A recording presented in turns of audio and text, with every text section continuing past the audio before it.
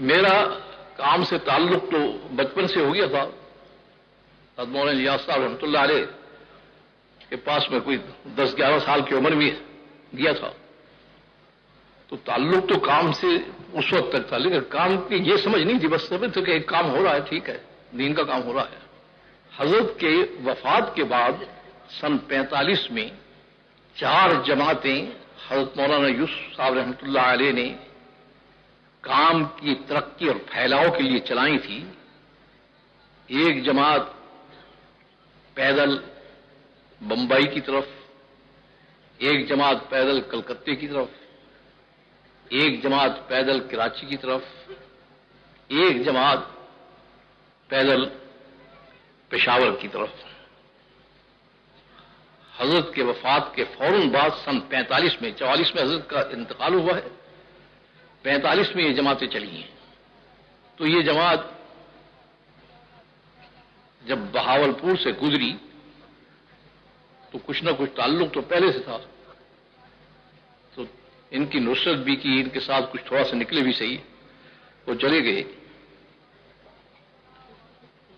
میرے مزاج میں سمجھیے یا جو کچھ میں سمجھیے وہ یہ ہے کہ کام کرو، کام کو سامنے رکھ کر پابندی سے کرو، نہیں کرتے تو چھوڑ دو.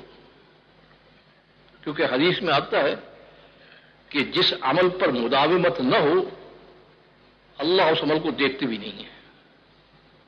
خیر الاعمال ادومها عند اللہ، اللہ کی نسبت سے چھوٹے سے چھوٹا عمل کرو گے مداومت کے ساتھ تو وہ تمہیں ترقی پر لے جائے گا. تو ساتھی جو ہے کام کرنے والے ایسے تھے بیچارے، کبھی گشت میں آ گئے، کبھی نہیں آئے، کبھی پہلے آ گئے، کبھی پیچھے آ گئے. تو میں نے کہا جب تم پابندی شروع کر دو گے اس کے بعد میں کام میں آؤں گا، اس سے پہلے مجھ سے بات نہ کرنا. 6 مہینے 8 مہینے تک میں بالکل بس کام کے ساتھ میں متعلق نہیں تھا،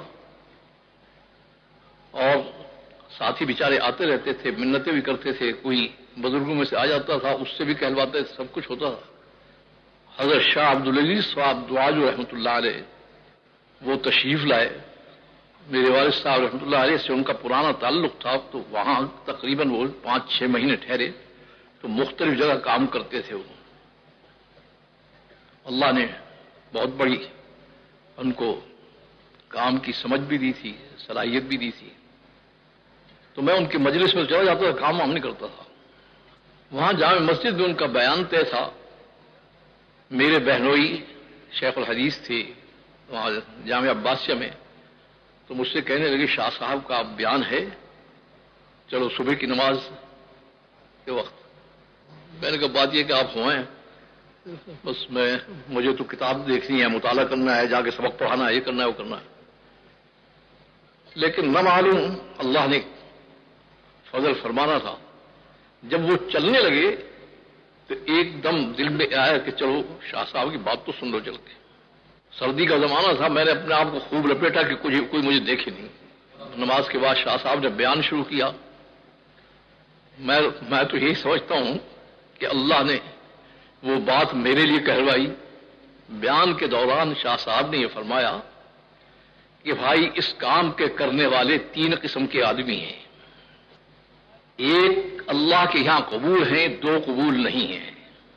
ایک تو وہ ہے جو کام کو اچھا سمجھ کر کام کرتا ہے کہ نیکی کی بات کرنا، برائی سے روکنا، نماز کے لیے کہنا، دین کے لیے تیار کرنا بڑی اچھی بات ہے، تو کام چونکہ اچھا ہے لہذا کرو. کہا دوسرا وہ ہے کہ کام کرتا ہے، دیکھتا ہے کہ کام کرنے والے بڑے اچھے لوگ ہیں، دیندار لوگ ہیں، پاکیزہ لوگ ہیں، تو ان کو دیکھ کر کہ چلو میں بھی ان لوگوں کے ساتھ کام میں لگ جاؤں، تو وہ ان لوگوں کو دیکھ کر ان کی نسبت سے چلتا ہے. تیسرا آدمی وہ ہے کام کرنے والا جو کام والے کو دیکھ کر چلتا ہے، کہتا ہے کہ کام والا یعنی اللہ تعالیٰ جو ہے اس کا حکم ہے مجھے پورا کرنا ہے، چاہے کوئی مانے کوئی سنے نہ سنے، چلے نہ چلے. کہا وہ دونوں جو ہے وہ اللہ کے نزدیک قابل قبول نہیں، کیونکہ ان کو اللہ کی نسبت حاصل نہیں ہے. کہا اس کو اللہ تعالیٰ استقامت دے دیتے ہیں، کیونکہ جب یہ نسبت خداوندی کی رعایت سے چلتا ہے تو اللہ اس کو پھر اپنی طرف کھینچتے رہتے ہیں. تو اس لیے میں کہہ رہا ہوں کہ اس میں کام کرنے والوں کو کام کرنا نہیں ہے، بلکہ جس کی نسبت سے اس کو سامنے رکھ کر کام کرنا ہے. تب تو استعداد بڑھے گی، ہمت بڑھے گی. اور اگر کام والا سامنے نہ رہا، شاہ صاحب نے فرمایا کہ آج یہ کام اچھا سمجھ میں آ رہا ہے، کل کو کوئی اس سے اچھا کام دوسرا اس کو سمجھ میں آ جائے گا، اس کے دماغ میں آ جائے گا کہ تو ادھر دوڑ پڑے گا، یا کسی آدمی کی غلطی کو دیکھے گا کام کرنے والوں کی تو پھر بھاگ جائے گا. کہا اس واسطے اس آدمی کا کوئی اخبار نہیں ہوتا. بس جو یہ دیکھے گا کہ مجھے حکم دیا ہے میرے آقا نے اور اس کی نسبت میں سامنے رکھ کر کام کرے گا، اللہ تعالیٰ نے اس کے لیے راستہ پیدا کر دیا. تو اس لیے میں کہہ رہا ہوں کہ اس میں سب سے بڑی چیز جو دیکھنے کی ہے وہ یہ ہے کہ کام کرنے والے اس نسبت کو سامنے رکھیں کہ ہم نے جس کے لیے کام کرنا ہے وہ ہمارے سامنے ہو.